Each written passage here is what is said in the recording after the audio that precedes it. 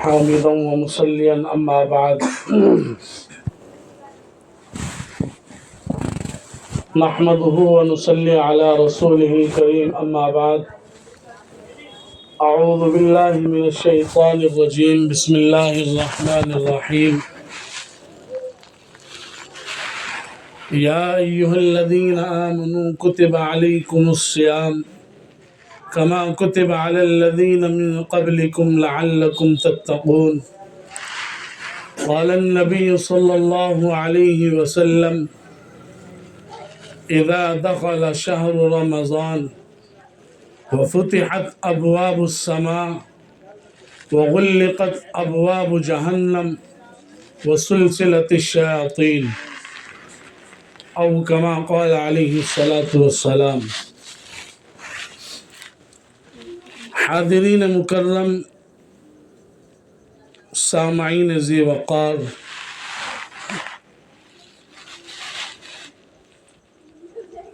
یہ آج کی مجلس اختتام قرآن کریم پر منعقد ہے۔ قرآن کریم کو رمضان المبارک کے مہینے میں اللہ رب العزت نے نازل فرمایا، اور قرآن کریم کی اور تراویح کی دونوں کی آپس میں بڑی انسیت اور نسبت کے حامل ہیں۔ اس مہینے کے اندر قرآن کریم بھی پڑھا جاتا ہے، اس کی تلاوت بھی کی جاتی ہے، اور تراویح کی نماز بھی پڑھی جاتی ہے۔ لیکن آج ہمارے معاشرے اور سماج میں اس کے پیش نظر ہم ایک غلطی کرتے ہیں، اور بڑی کثرت سے غلطی ہمارے سماج کے اندر ہوتی ہے۔ وہ غلطی یہ ہے کہ ہم لوگ 6 دن 10 دن 11 روز 15 روز کا شبینہ سن کر پھر ہم یہ سمجھتے ہیں ہم نے تراویح پڑھ لی، اور پھر ہم اس کے بعد نماز پڑھ لی نہیں تو اسے بھی چھٹی پر رکھا، اور تراویح تو ہم پڑھتے ہی نہیں۔ لیکن ایسا نہیں ہے۔ رمضان المبارک کے اندر ایک مکمل قرآن کریم تراویح میں سننا یہ بھی ایک سنت ہے، اور پورے ماہ تراویح پڑھنا یہ بھی سنت ہے۔ یعنی ہم نے چند روز کا شبینہ پڑھ کر تراویح کے اندر، اور پھر اگر ہم تراویح کو نہیں پڑھتے تو ہم گناہ گار ہوں گے، کیونکہ سنت مؤکدہ ہے، اور اس کو چھوڑنے والا گناہ گار ہوگا۔ تو ہمیں چاہیے کہ آج ہمارا قرآن کریم تراویح کے اندر مکمل سنایا گیا، لیکن ہم نے ایک سنت پوری کی۔ اب ہماری دوسری سنت پورے مہینے تراویح کی پڑھنا باقی ہے۔ تو ہمیں کوشش کرنی چاہیے کہ ہم پورے مہینے جہاں کہیں بھی ہوں، سفر میں، حجر میں، بازار میں، کسی بھی مقام پر ہوں، ہمیں چاہیے کہ ہم اپنی تراویح مکمل طور پر ادا کریں۔ ایک بات یہ۔ دوسری بات، رمضان المبارک کے تعلق سے اللہ رب العزت نے اپنے بندوں کو اس انداز پر مخاطب فرمایا جس طرح ایک باپ اپنے بچے کو کسی کام کا حکم دیتا ہے، اور وہ بڑے پیار محبت بھرے لب و لہجے میں اپنے بچے کو یوں اپنا کام بتاتا ہے، کہیں اسے لخت جگر بتاتا ہے، کہیں اپنے بیٹے کو دل کا ٹکڑا کہتا ہے، اس طرح سے موسوم نام لے کر نسبت لگا کر بچے کو اپنے حکم بتاتا ہے۔ لیکن یہی باپ اگر اپنے بچے کو ان نام سے نہ پکارے، صرف حکم دے دے تو بچہ اس بات کو بھی منع نہیں کرے گا، لیکن باپ پدری شفقت کے اعتبار سے بڑے پیار محبت سے اپنے بچے کو کام بتاتا ہے۔ اسی طرح ہمارے رب نے بھی ہمیں کچھ اسی انداز سے پکارا ہے۔ اللہ رب العزت ارشاد فرماتے ہیں، یا ایھا الذین آمنوا کتب علیکم الصیام کما کتب علی الذین من قبلکم لعلکم تتقون۔ اے ایمان والو، ہم نے تمہارے اوپر روزے فرض کیے گئے جیسا کہ تم سے پہلی امتوں پر روزے فرض کیے گئے تھے، تاکہ تم متقی ہو جاؤ، پرہیزگار ہو جاؤ، اللہ کو پہچاننے والے ہو جاؤ، رب کی بارگاہ میں اپنی پیشانی کو عاجزانہ طور پر جھکانے والے بن جاؤ۔ لیکن آج امت مسلمہ اس ماہ مبارک کے تعلق سے اتنی غفلت کی شکار ہے، اور ہم اتنی غفلت کرتے ہیں جس طرح ہمیں غفلت کرنی نہیں تھی۔ اللہ کے رسول صلی اللہ علیہ وسلم نے ارشاد فرمایا کہ جب یہ رمضان المبارک کا مہینہ داخل ہوتا ہے، آتا ہے، حدیث میں ہے، اللہ کے نبی فرماتے ہیں وَفُتِحَتْ أَبْوَابُ السَّمَاءِ، یعنی آسمان کے دروازے کھول دیے جاتے ہیں، وَغُلِّقَتْ أَبْوَابُ جَهَنَّمْ، اور جہنم کے دروازے بند کر دیے جاتے ہیں، وَسُلْسِلَتِ الشَّيَاطِينِ، اور شیاطین کو زنجیروں سے جکڑ لیا جاتا ہے۔ اتنا سب کچھ ہونے کے بعد جب ہمارا رب ہمارے اوپر اتنا مہربان ہے، اتنا کرم کیا کہ ہم کمزور بندوں کے لیے اللہ رب العزت نے اپنا کرم فرما کر ہمارے لیے سہولتیں پیدا فرمائی، کہیں ہمارے لیے آسمانوں کے دروازے کھولے، کہیں ہمارے لیے اللہ تبارک و تعالی نے جہنم کے دروازوں کو بند کیا، کہیں شیطان کو جکڑ دیا، لیکن آج ہم اللہ پر ایمان رکھتے ہیں، ہمیں معلوم ساری چیز ہے، لیکن آج ہم اپنے نفس کی پیروی کرتے ہیں۔ ہمارا نفس ہمیں اس بات کی اجازت دیتا ہے کہ ہم اپنے ان ایاموں کے چلتے روزے چھوڑ دیں، روزے چھوڑ دیے جاتے ہیں، نماز چھوڑ دی جاتی ہیں، تراویح چھوڑ دی جاتی ہیں، قرآن کریم کا سننا چھوڑ دیا جاتا ہے۔ میرے بھائی، یہ بابرکت مہینہ وہ مہینہ ہے جس میں اللہ رب العزت نے اس مہینے کو ہمارے لیے نازل فرمایا، اور اس مہینے کے اندر اللہ رب العزت نے ہمارے لیے طرح طرح کے انعام و اکرام رکھے۔ یعنی اگر یوں کہا جائے کہ اللہ رب العزت نے، احادیث میں آتا ہے کہ ایک مرتبہ سبحان اللہ کہنے کا ثواب اللہ رب العزت دوگنا دیتے ہیں۔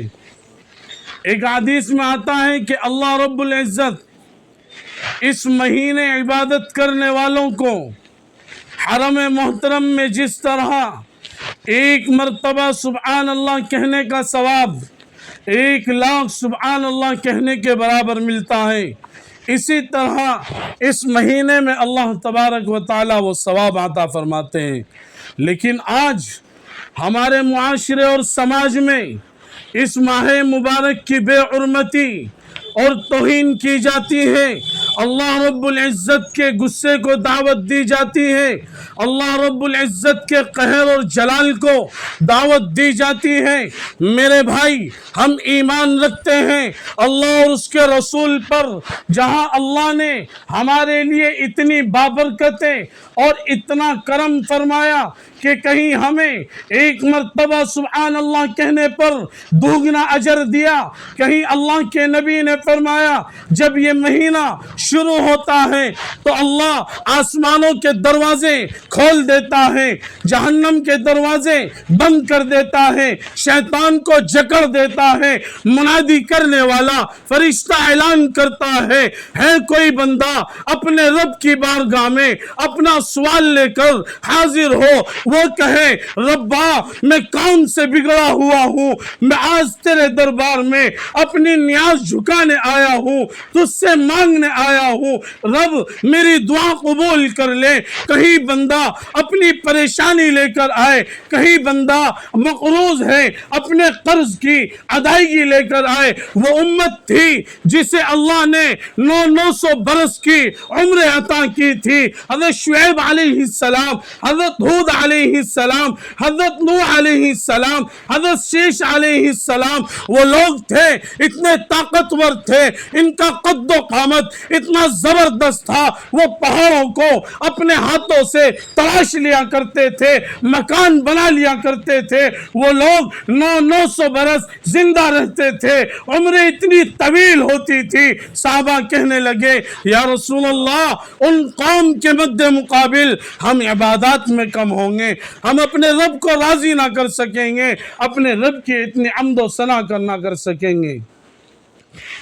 میرے رب نے نبی آخر الزمان صلی اللہ علیہ وسلم نے جب یہ بات آپ علیہ السلام نے اپنے رب سے ان شکایتوں کو کیا، ان باتوں کو کیا، تو میرے رب کی عطا ہوئی اور اللہ نے فرمایا اے نبی اگر آپ کی قوم کی عمریں ہم نے کم رکھ دی تو آپ کو رمضان المبارک کا مہینہ ہم نے عطا فرما دیا، جس مہینے کے اندر ہر رات، ہر دن، ہر گھڑی، ہر سما، ہر ساعت رحمتوں کا نزول ہوتا ہے۔ اور اسی بابرکت مہینے کے اندر اللہ رب العزت نے وہ راتیں ہمارے درمیان رکھی ہے جو 1000 مہینوں سے افضل ہے۔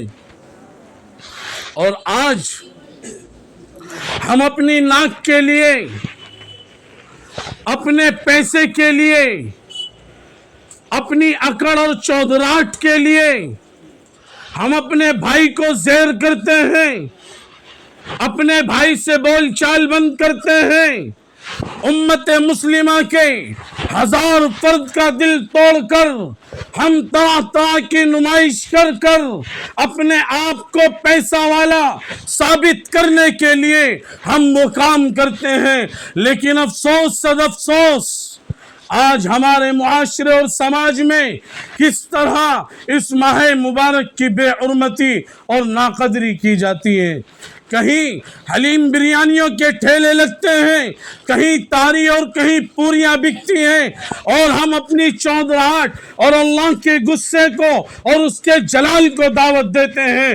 اگر ہم معاشرے کے چودھری ہیں، اگر ہماری چودراہٹ معاشرے میں چلتی ہے، ہمارا حکم سب مانتے ہیں، تو میرے بھائی بتاؤ کیا مصیبت آ پڑی تھی؟ کیا وہ اللہ جو دن میں روزی دیتا ہے رات میں روزی نہیں دے گا؟ کیا وہ اللہ جو دن میں کاروبار چلاتا ہے رات میں کاروبار نہیں چلائے گا؟ اور سماج کے ٹھیکیدار، سماج کے چودھری کہاں ہیں وہ لوگ جو ان کو اجازت دیتے ہیں؟ کیوں نہیں کہتے ہمارے معاشرے اور سماج میں، ہمارے محلے میں یہ ریڑیاں نہیں لگیں گی، یہ کھان پین نہیں ہوگا، رمضان کی بے حرمتی نہیں ہوگی، اس ماہ مبارک کی ان لوگوں نے حرمت کی ہے، ان لوگوں نے عزت کی ہے جو آگ کے پرستار تھے، جو آگ کو پوجا کرتے تھے، جو آگ کو خدا مانتے تھے، جو آگ کو بگڑی بنانے والا سمجھتے تھے، جو آگ سے اپنی منتیں پوری کرایا کرتے تھے۔ ایک آنکھ کا پجاری رمضان المبارک کے مہینے میں اس کا ایک چھوٹا سا بچہ ہے جس نے رمضان المبارک کی بے حرمتی کی اور اپنے گھر کی 4 دیواری سے باہر آ کر رمضان کے مہینے میں اس نے کچھ کھانا پینا شروع کیا۔ وہ آنکھ کا پجاری اپنے بچے کو اس حال میں دیکھتا ہے اور اپنی زمین چھوڑ کر آتا ہے اور اس کو تھپڑ مارتا ہے اور کہتا ہے تجھے شرم نہیں آتی؟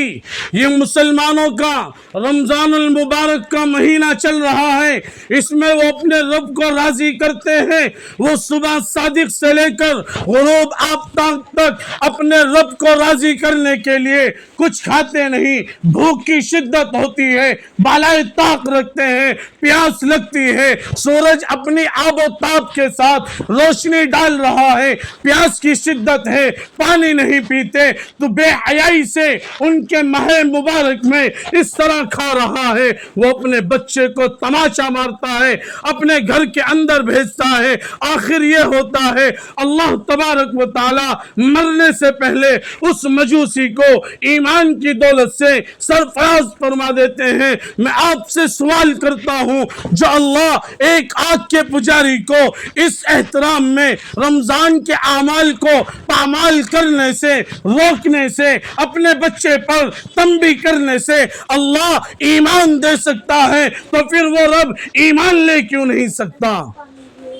اور آج ہم یہ کہیں ہمارے ساتھ ظلم ہو رہا ہے، ہم یہ کہیں ہم ظلم کی چکی میں پیچھے جا رہے ہیں، ہم یہ کہیں ہماری عبادات پر روک لگائی جا رہی ہے، ہم یہ کہیں ہم کھل کر اپنے رب کو نہیں منا سکتے، یہ سب فضول بات ہے۔ اللہ کے نبی نے کہا اعمالکم اموالکم، جیسے تمہارے اعمال ہوں گے ویسے ہی حاکم مسلط کر دیے جائیں گے۔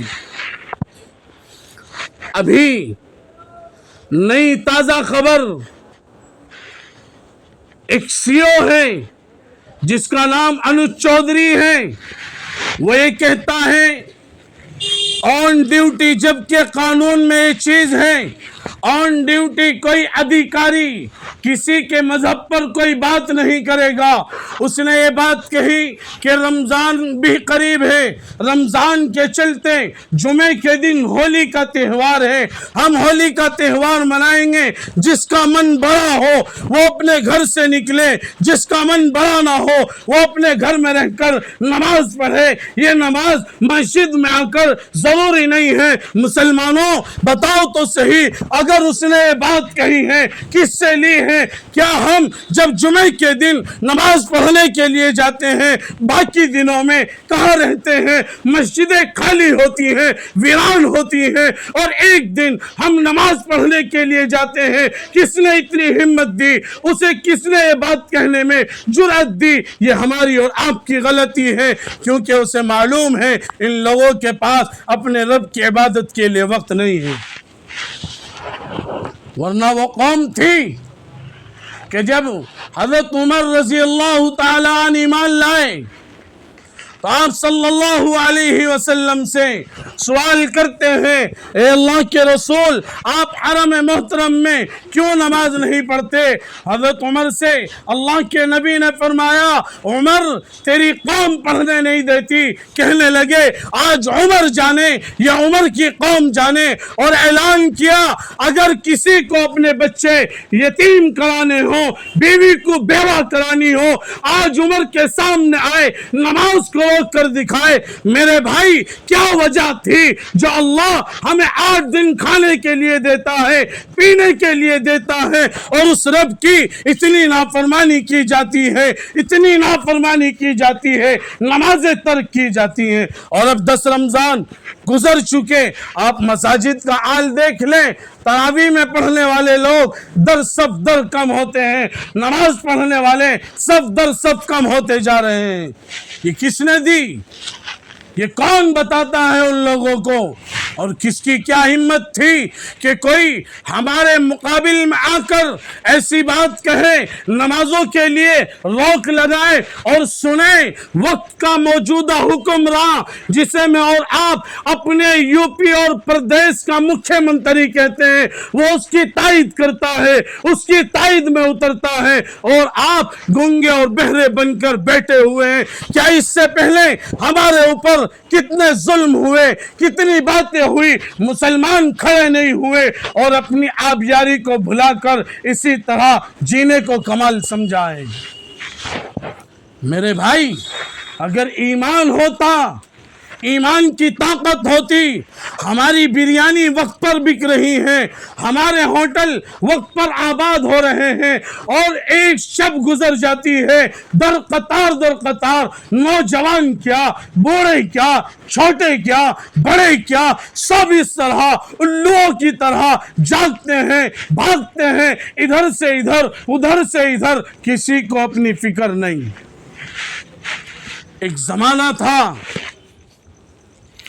جب آپ صلی اللہ علیہ وسلم آپ حرم محترم میں جائیں، آج حرم محترم کے اندر حتیم کا جو حصہ ہے، یہ کبھی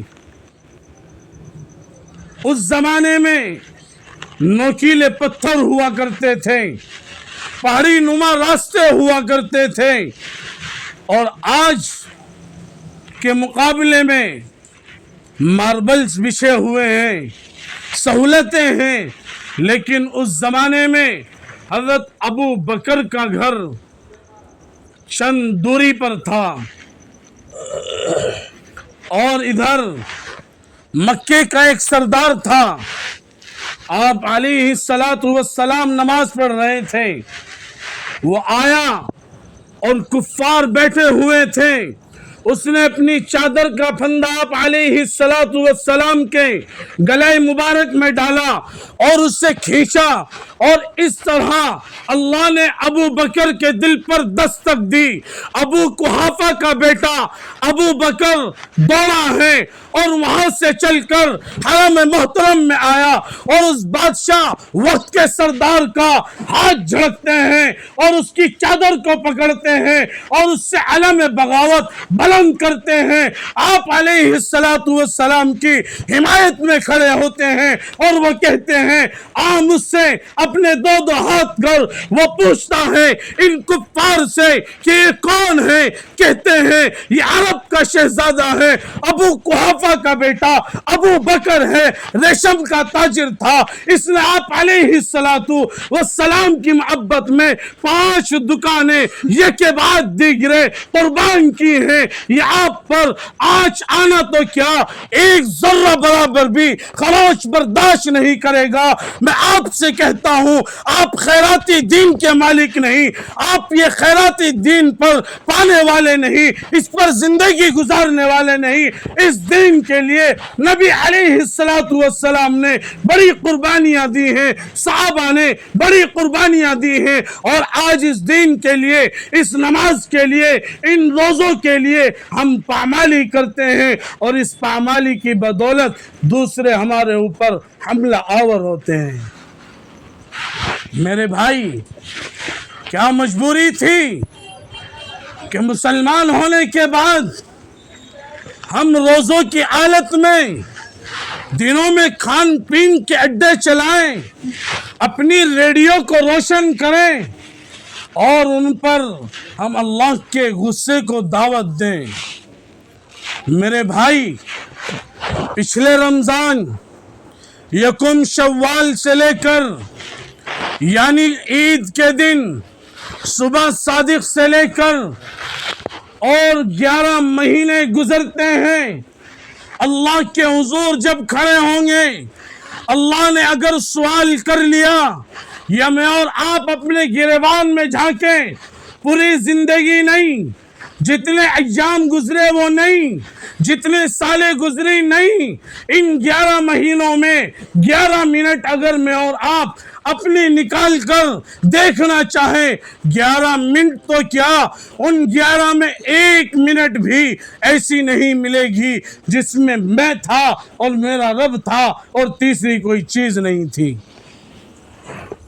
ہم کتنے دور چلے گئے، اور آخر میں یہ ہمارے اوپر اللہ نے اتنے انعام دیے، اتنا کرم فرمایا، یہ سب کام اللہ رب العزت نے ہمارے لیے کیا ہے، اور پھر ہم اپنے رب کی اتنی توہین، نافرمانی، حکموں کو ٹال مٹول کریں تو اللہ تبارک و تعالی ہمیں کیسے معاف کر سکتا ہے؟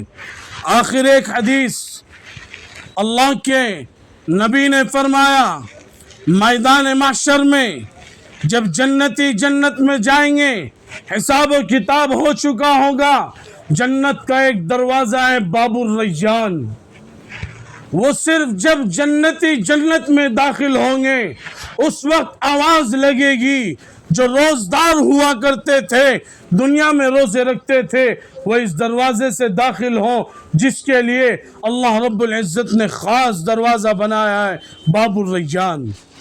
روزے دار اس جنت میں اس دروازے سے داخل ہوں گے اور ان کے علاوہ کسی اور کو جانے کا داخلہ نہیں ہوگا۔ تو میرے بھائی، رب ہمارا اتنا احسان اور اتنا کرم اور ہماری کمزور ذات کے لیے اتنا سب کچھ کیا، ہم نے اپنے رب کے لیے کیا کیا بتائیں؟ تو میرے بھائی، اپنی آنے والی زندگی کو صحیح ڈگر پر لا کر اللہ کے حکموں کو مان کر نافرمانیوں کو چھوڑ کر اللہ کو راضی کرنے میں لگ جائیں۔ معلوم نہیں کب موت سے سابقہ پڑ جائے، اور جب موت آئے گی اذا جاء اجلهم فلا يستأخرون ساعة ولا يستقدمون، ایک منٹ تو کیا حبہ بھر کہنے کی اجازت نہ دے گی، اور اس طرح ہم دنیا کو چھوڑ کر چل بسیں گے جیسے ہم کبھی دنیا میں آئے ہی نہیں تھے۔ اللہ رب العزت ہمیں کہنے سننے سے زیادہ عمل کی توفیق مرحمت فرمائے۔ وآخر دعوانا الحمد للہ رب العالمین۔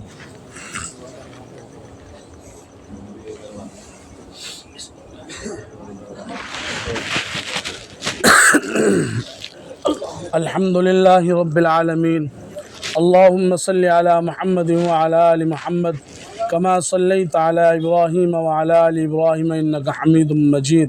ربنا آتنا في الدنيا حسنة وفي الآخرة حسنة وقنا عذاب النار وقنا عذاب القبر وقنا عذاب الحشر وقنا عذاب الدير وقنا من فتنة المسيح الدجال.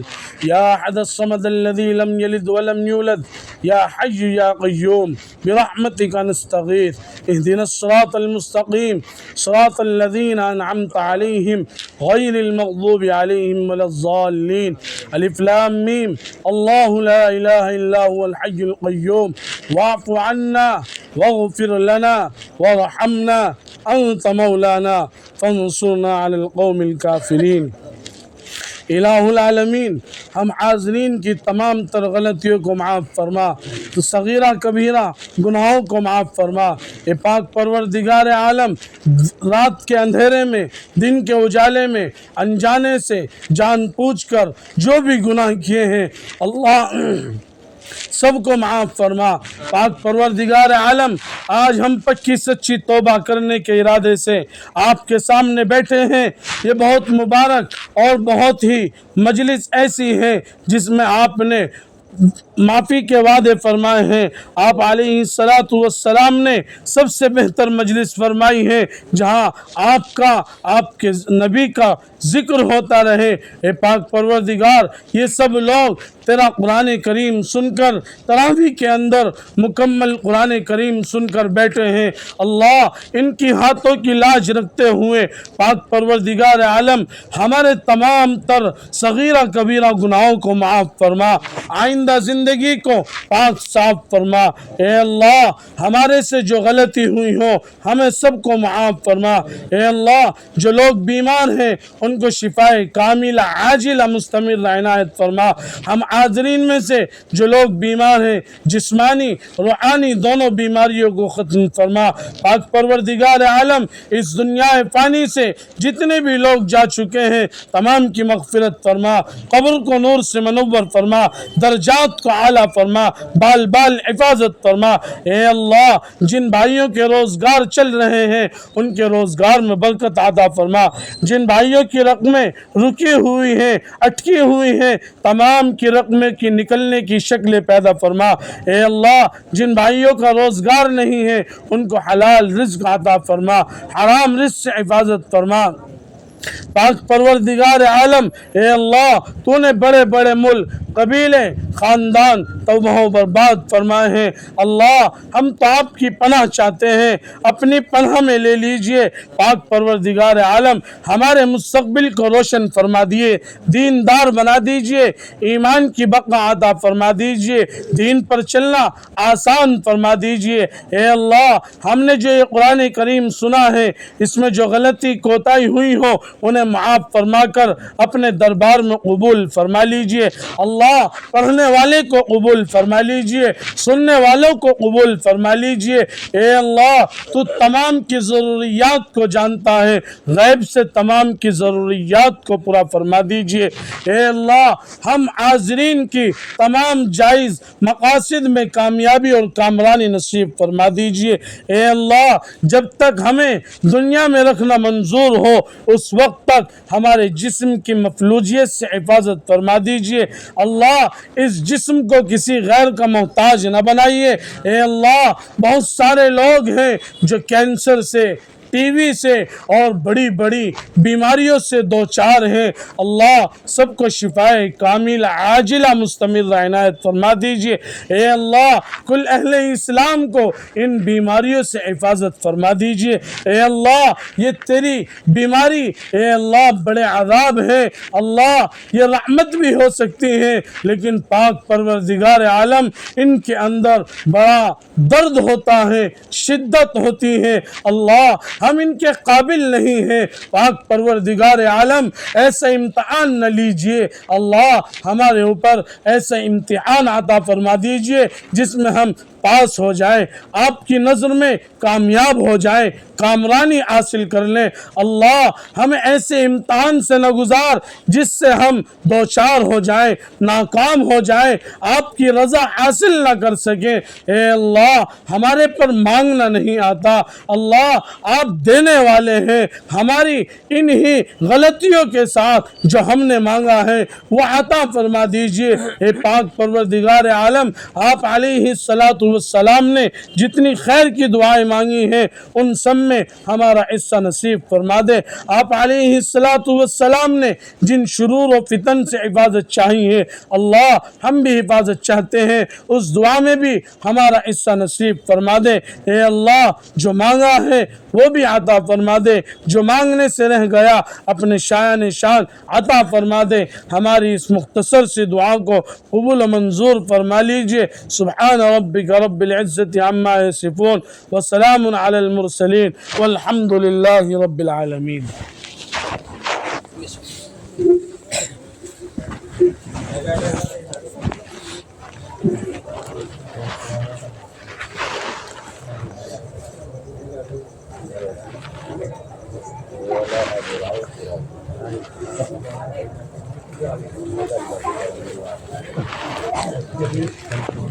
آئے تو پیچھے کیوں بیٹھے تو بہت چڑھا مائیں گے تو سیدھا بھی نہیں ہو رہا، وہ ایسا ہو رہا ہے، انو ہو رہا، انو نہیں ہو رہا، انو پیار سے ہو رہا،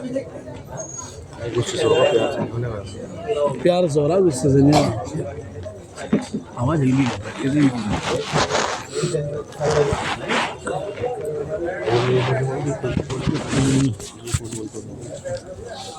نو لگا لیا تھا۔